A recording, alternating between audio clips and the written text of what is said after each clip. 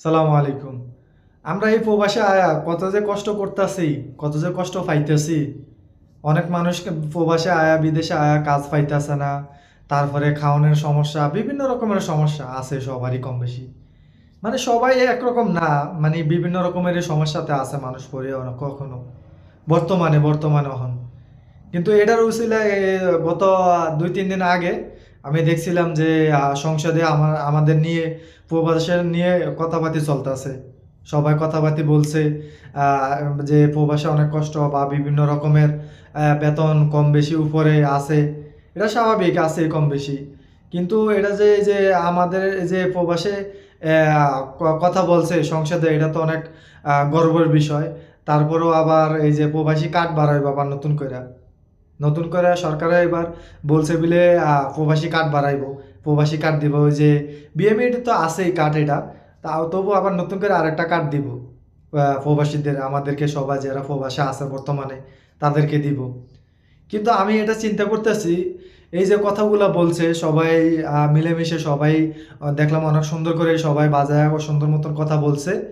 কিন্তু এটা বাস্তবায়িত হবে নাকি এটাই একটু মানে সন্দেহজনক। মানে এটা কি বাস্তবায়িত হবে নাকি হবে না এটাই কোনো গ্যারান্টি দিয়ে বলতেছে না কেউ।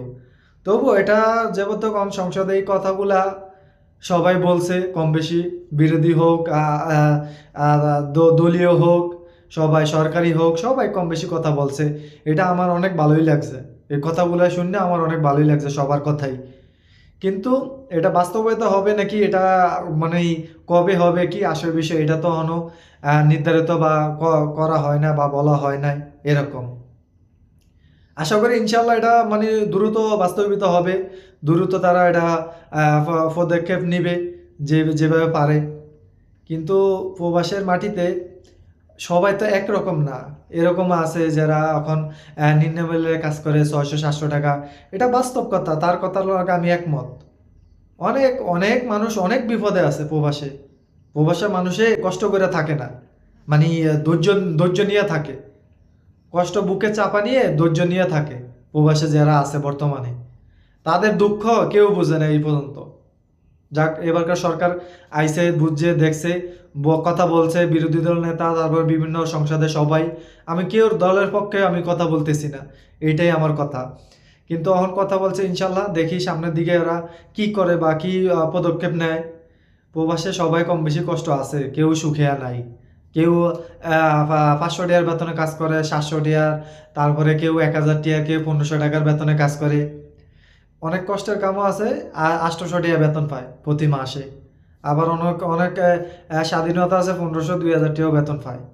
তো এইটা আমরা এটির দিকে আর যাইতে চাইতেছি না। যারা আসবেন, যারা আইতেছেন, দেখে শুনে আসবেন, কথাবার্তি বইলে আসবেন।